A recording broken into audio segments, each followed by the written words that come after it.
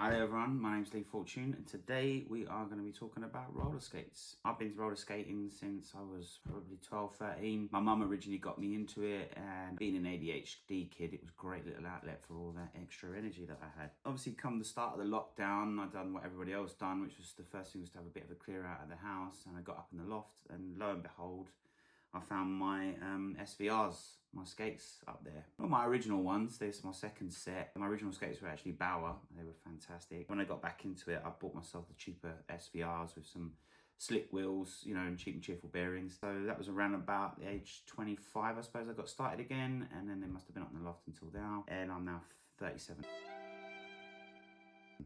I took my SVRs up there, they were all seized up, the bearings were terrible, but you know what, the skating experience was amazing, and I met several other people up there that had obviously thought to themselves, well, I'm going to have to do something during lockdown, so skating sort of became the thing. As many people got on fitness, you know, running around and all the rest of it. I've been running on normal skates. I've got a Bauer Nexus 5000 boot that I bought, and I put some magnesium plates on it, they're about 180 quid. Actually a really good purchase because they are dead light. Those skates are really, really light. The skates that I'm going to be building are 175 grams per boot heavier. To be honest with you, my favourite of those two boots is the Nexus 5000 because it's so light and it's the one I use on a regular basis. I don't even have to tighten up the laces or anything. It's just get on them and it just feels, everything feels really natural and comfortable. So all in all, I built those skates for probably just under 300 quid. But I enjoyed it so much, I thought to myself, okay, what is the top of the range skate? How far can you actually go with building a set of skates? It's not all about cost. It is a lot to do with knowledge. You've got to know what you're buying, why you're buying it, and where you're going to be using it. For instance, the wheels, as you see here, we've got some Rollline 57mm wheels, and these are the 99As leopard version. I really like the look of these wheels, they're beautiful. Look at the colour on that. I'm really getting into this colour, as you see here as well. These are actually really quite hard. These are for kind of really smooth surfaces like halls and things like that. These would be absolutely perfect indoors. But where it gets a bit stony and you take these outside, it will take all the joy out of the skating. No matter what kind of bearings you put in here, they're just going to be too rigid and also a little bit too small. 57mm, you know, it actually makes a big difference between a 57 and a 64mm. As you can see here, these are the 64s and these are the 57s. So there's quite a bit in the circumference size. So yeah, we've got those. I've also got the same in grey, and these are a 97A, so ever so slightly softer, but not, you know, amazingly soft. Still quite hard, but a very nice wheel. I bought these on eBay secondhand. Well, in fact, they said they were secondhand. They look pretty much brand new. Maybe been in a window for a while, got a bit of sun bleaching, but I mean, I don't really care that much because they're going to get dirty anyway. Yeah, I mean, I've really kind of taken to the Rollline stuff. I think it's a really good product.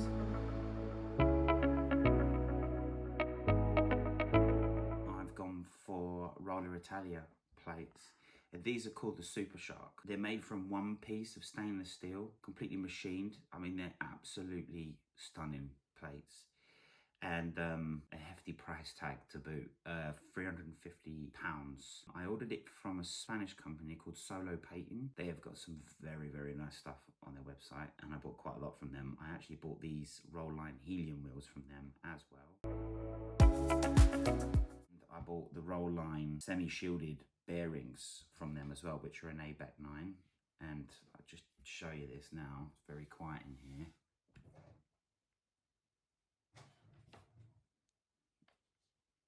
They are extremely smooth. Are you a or what? He's just saying No. You I'll throw you out the window, you printer.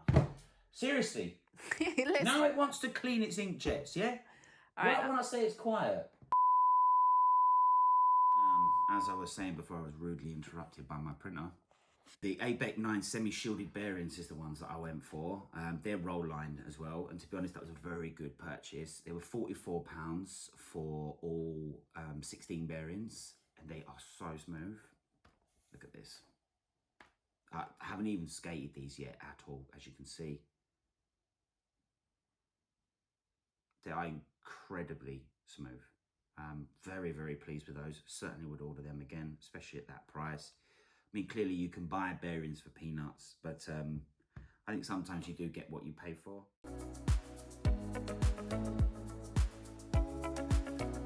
The plate comes with the stopper as well. It's a very big stopper, I gotta be honest. If you're doing lots of tricks and turns and spins or whatever, this stopper's probably gonna catch a bit short because it's a bit long, but once you wear it down a little bit, you'll still be able to do that. I mean, I always keep my stoppers on because, well, I'm quite an active skater, and sometimes you get kids jump out in front of you, or you know, you just don't see something and you need to stop fast. And if you're traveling really quickly, these are pretty good for that, I would say. Again, they are just says roller skates on it. I'm not sure about the brand, but they very much look like the UFOs. Here we have the Powerdyne UFOs. These are absolutely massive. Not UFOs, Jupiters rather. And these are even bigger than the ones that are on here, as you can see. But the depth-wise, they are about the same as well. So I would say that they look, you know, very similar. So I'd say probably the same product, maybe with a slightly different brand name on it. Yeah, so basically continuing on about the build of the skates, because that's why everybody's watching.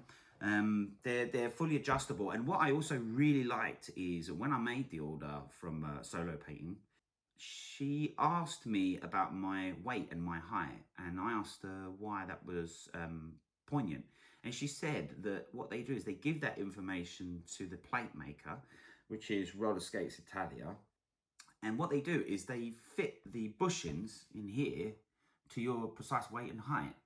And they actually adjust the skate as well, the plate, ready for you when it arrives, so that you can literally put your wheels on it, stick it on your boot, and off you go, ready to go. So this is the box that you'll get if you order it. I mean, first off, toolbox. This is really nice. It's a lovely little wallet. Nice little promo for Roller Skates Italia there. And inside is just loads and loads of treats, really. There's all your nuts and bolts. And an Allen key as well for adjusting the kingpins. There's your screw sets and your bolt sets to mount it onto your plate. There's 2 sets of them. There is a lovely spanner you can see there for adjusting the tension in the bushes. And then there's another little array of spanners. There's a 13mm spanner, another Allen key, another little spanner. I mean, it's just the gift that keeps on giving, this one. And another spanner, 17mm. Absolutely fantastic in that lovely little wallet. So, you know, you do get what you pay for, £350, and you've got a toolkit that comes with it, which is great. So you don't have to go and find all the tools, and you know, it actually comes in a nice little wallet, which is something that you can carry around and take with you when you first take these out, so you can adjust and play with them and get them to exactly the way you like. So I think this is a really good touch. Yeah, very good value. Here's the remainder of those semi-enclosed bearings that I ordered. They come in this little packet. I've already fitted 8 of them. You can see, lovely and smooth. And then in there, you can see that it's open on this side. And this is to allow it to cool down. It's got the removable plastic, so you can get in there and clean it if you want to. I don't really recommend cleaning bearings all that often. You really shouldn't have to do it. But on the odd occasion you do, you'll need to remove the plastic bit in there to really kind of get the, you know, whatever you're cleaning it in, whatever fluid or whatever. These are the aluminium spacers. These didn't come with the kit. These are my own aluminium spacers that I ordered quite a while ago for another set of boots that I was building. Very useful. And this is how the plate is presented when it arrives. It comes in this lovely little plastic wrapper. And this is the first time I'm taking this out of this one. And there it is. I mean, that is a stunning piece of ingenuity. Love that.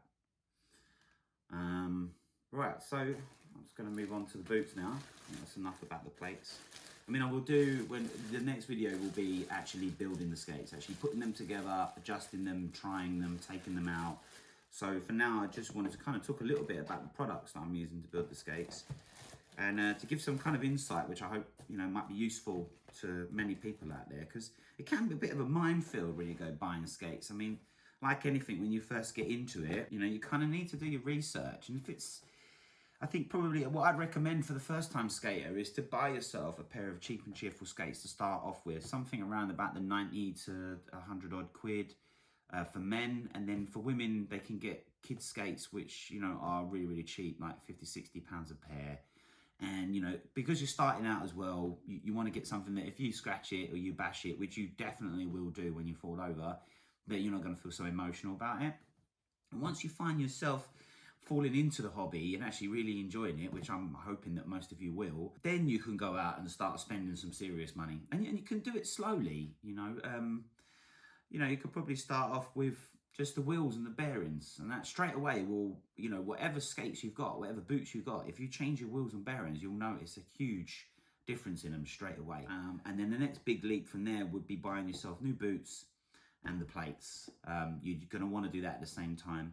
You don't need to spend this kind of money, but I just wanted to do it just to kind of find out what is the ultra top end and how does it fare against my cheap and cheerful Nexus 5000s behind me, which are very Heath Robinson thrown together type. They are the Bauer 2S ice skates that I've bought. It's very difficult to buy, you know, proper roller skate boots. A lot of the places they actually take roller skates and they take the blades off the bottom, turn them into roller skates. So that's exactly what we're going to do. That's the same as the Bauer Nexus behind me and also the head boot. They were destined to be ice skates. It does feel a bit sacrilege when you have to drill the blade off of the bottom, I must be honest. I don't do it out of passion, let's put it that way. So yeah, I bought these off of eBay. And this is kind of what started me off wanting to build the skates, because I found these beautiful looking boots and I thought to myself, well, they're lovely and they're really light and, you know, they are near top of the range. They're not the very top because you spend thousands, but still for 300 quid, I thought, okay, they are steep, but when I know that a pair of skates will last me 5 to 10 years, no problem, 300 quid starts to become reasonable. And then let me show you how valuable they are and why 300 quid is definitely right for these. So they come in the box. The box comes with the blade release kit and the manual and whatever, and it also comes with visual instructions on how to, you know, remove the blade and all the rest of it. It's got a quick release section, like catch at the back here. You squeeze that and there you go, the blade comes out really easy. And then you're left with the base plate after that, and that is where you have to drill the rivet pins out from the bottom to free up this bit and get it off the skate, off the boot basically. More about the boot, I mean, look at the design. It's absolutely beautiful. This is a full carbon fiber boot with a plastic toe piece. It's incredibly light. I've weighed it. It comes in at, I think, about 150 grams, maybe even a bit less. It's got the flexible tongue, which is really strong as well, and it really grips the foot well. When I size these, now this is another really kind of a minefield in the skate world, is sizing them. So these are a 10D. Now the D refers to the width of the foot. I will talk a little bit more about that later on because it's slightly complicated, but also quite straightforward. Technically, you kind of measure the outline of your foot, and I think you divide it by 3.5, and that tells you, then use that to find out if you're a D or an R or a Z. When I measured my foot, I was a close R and a D, and I've got a set of Rs behind me, the Nexus 5000s. They are 10 Rs, and they are a little bit wide. I will say that. I quite like the loose fit, but they are a little bit wide. So this time I went for the 10D, which is for the slightly slimmer foot, which is pretty much the kind of average foot is the way I see it and where the Bauer talk about it when they talk about sizing. It's got the memory foam gel inside the boot, which is really good because, you know, it really kind of hugs your foot when you're in it. They're fully moldable, oven moldable, so you can go to a place that molds skates and they will bake this in an oven and they will put it on your foot and they will mold it to your exact foot size. It's got the hamstring guard on it, which don't really need in this because we're not doing the ice skating, but nevertheless, it looks really cool, you know. I love the design on this boot, and like I say, that's what got me started was, you know, I was just looking for ice skate boots like you do, just browsing, and I found these and I thought, wow, they look incredible.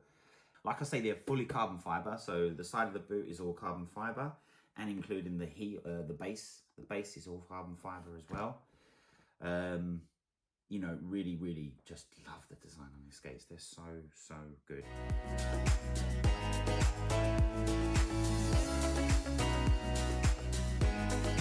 One of the things you have to do when you're building skates is to really kind of take your time. Don't be in a rush. When you do drill out the bottom parts here after you've taken the pins out, you kind of hope that perhaps when you go to put the plate on, that it will line up with the already pre-riveted parts. But in my experience, that doesn't really happen very often. So you're going to need to drill the bottom of the sole through to the inside of the boot in order to get the bolt through to bolt the plate onto the bottom of the skate.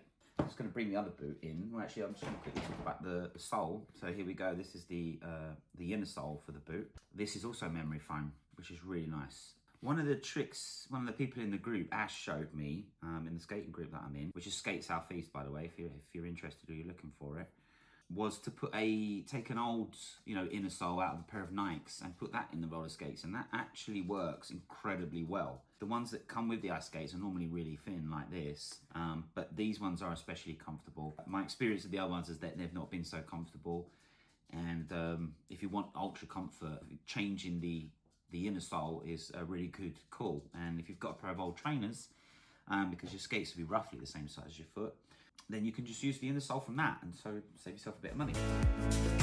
I want to talk about the sizing of the skate. So I am a kind of a 9.5, and I always go one size bigger in my skates because I find that if I go to the exact size, they're always really, really tight, and I don't like my foot to feel suffocated in there. I like to feel like it can move around. So hence, when I got these, they are a 11.5 US, and they're a UK 10.5. So 10.5 for me is perfect. I'm just going to bring out the other boot from the packaging and just show you that it comes with a label to tell you how to oven bake it. I spent a lot of time researching on the internet, and that is very good, clear instructions that actually came with the boot, so very, very useful. It says it's a composite material, drastically reduces weight and increases responsiveness to energy without sacrificing protection.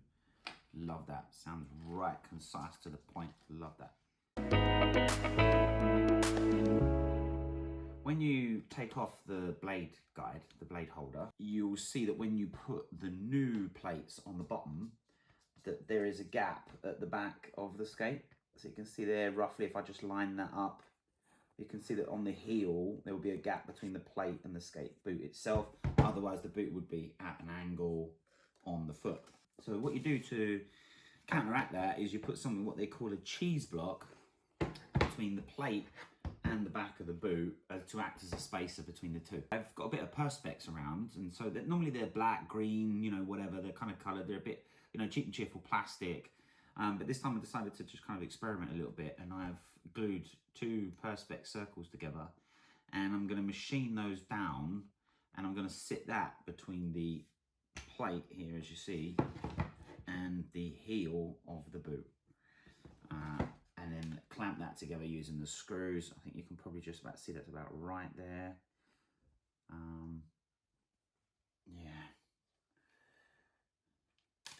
So just to remind you that when you are building skates, this is a very important part. I've seen a few people skating around that have made their own skates and have actually only realised after putting it on that they stand at a funny angle, and that you need a cheese block or a spacer of some description on the back. With the plate sizing as well, this is a very tricky thing to do. Plate sizing is very tricky. Again, with Solar Painting, they were really, really good. Basically, I told them the size of boot that I was going to wear, and they told me what plate I need. And this plate is a size 17. Let me just check here. Yeah, it's a 17 SX plate. I thought, well, I was about to order an 18 because I actually thought it should be bigger. But after speaking to the manufacturer and Solar Painting, they told me that 17 was the right thing to do. I'm really excited about getting these skates built. It's taken a little while to collect the parts out because obviously they're quite expensive. So I've kind of been building it over a period of time. Well, building up the parts that I need in order to do it. And on the next video, I will be physically building the skates, drilling them out, lining the plate up with the bottom of the boot, and going through all the instructions for how to do that. And then we will show you them in action. We'll take them out and we'll do some filming, and I will report back about, you know, how successful it was, and, you know, the pitfalls and anything that I would do differently second time around. Thanks for watching. Hope you found something in that was useful to you. Please have a look at our other videos. Thank you. Cheerio. Or whatever. Bye. Sayonara. Ciao. Adios. Auf Wiedersehen.